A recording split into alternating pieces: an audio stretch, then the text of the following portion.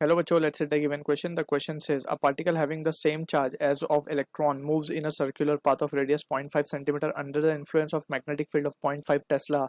If an electric field of 100 volt per meter makes it to move in a straight path, then the mass of the particle is given charge of electron is 1.6 10 raised to minus 19 coulomb. Option A 9.1 10 raised to minus 31 kg. Option B 1.6 10 raised to minus 27 kg. Option C 1.6 10 raised to minus 19 kg. Option D 2 into 10 raised to minus 4 kg.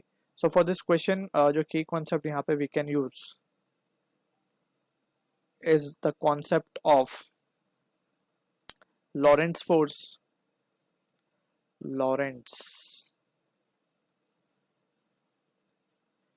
Basically, Lorentz force is nothing but the combination of force due to electric field plus force due to magnetic field, right? और इसी expression को हम लिख सकते हैं Q E बार plus Q V बार cross B बार, इस तरीके से ये होता है हमारा लॉरेंट फोर्स का एक्सप्रेशन।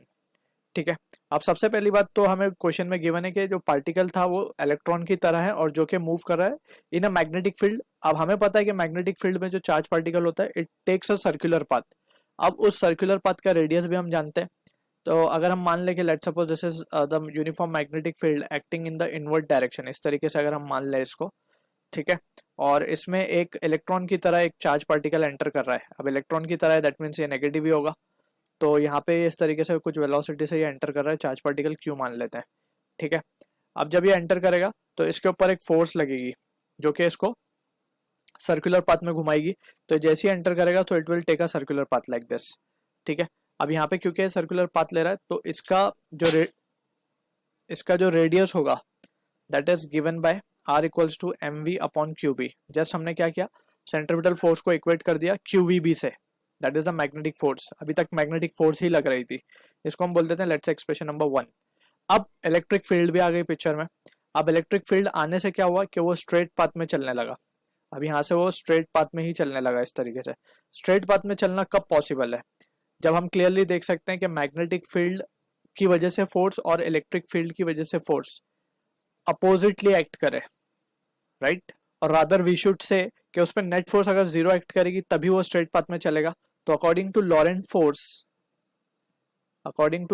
फोर्स हम क्या बोल सकते हैं कि अगर एफ बार जीरो है, यानी कि नेट फोर्स उस पर अगर जीरो है तभी वो स्ट्रेट पाथ में चलेगा, या इसका मतलब ये हुआ सिंपल सा कि Q E bar should be equals to Q V bar cross B bar, इस तरीके से हम उसको बोल सकते हैं।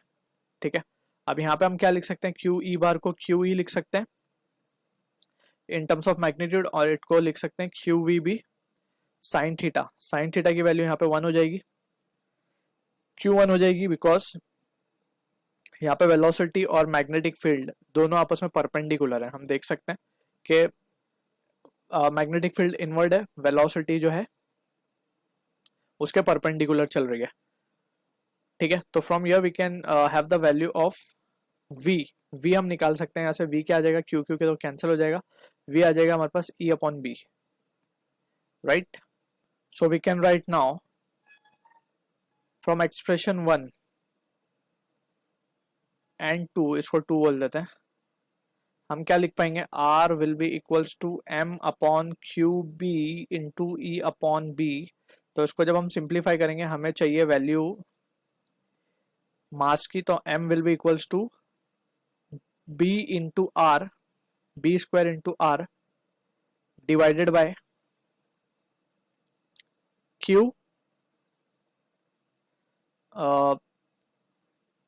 नहीं, हाँ, this will be the value we are getting for mass. अब जस्ट हमें वैल्यू सब्स्टिट्यूट करके we can have the answer. B क्या हमें गिवन है 0.5 का स्क्वायर, रेडियस हमें गिवन है 0.5 सेंटीमीटर। 0.5 सेंटीमीटर का मतलब है 0.5 इंटू 10⁻² मीटर, या फिर इसको लिख सकते हैं 5 इंटू 10⁻³ मीटर। तो 5 इंटू 10⁻³ का स्क्वायर कर देंगे हम, इसको यहाँ इस तरीके से लिख लेते हैं, 5 इंटू 10⁻³ का स्क्वायर, सॉरी नॉट स्क्वायर, बस ये इतना ही आएगा, इंटू क्यू हमें गिवन है 1.6 10⁻19।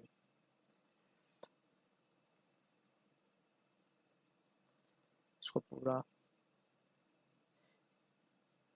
यहाँ पे लिख लेते हैं अच्छे से, बी स्क्वायर इज 0.5 का स्क्वायर इंटू R आ जाएगा 5 इंटू 10⁻³ Q आ जाएगा 1.6 10⁻19 the whole divided by electric field की वैल्यू भी हमें गिवन है 100. सो ऑन सिंप्लीफिकेशन मास की जो वैल्यू हमें दिख रही है वो दिख रही है.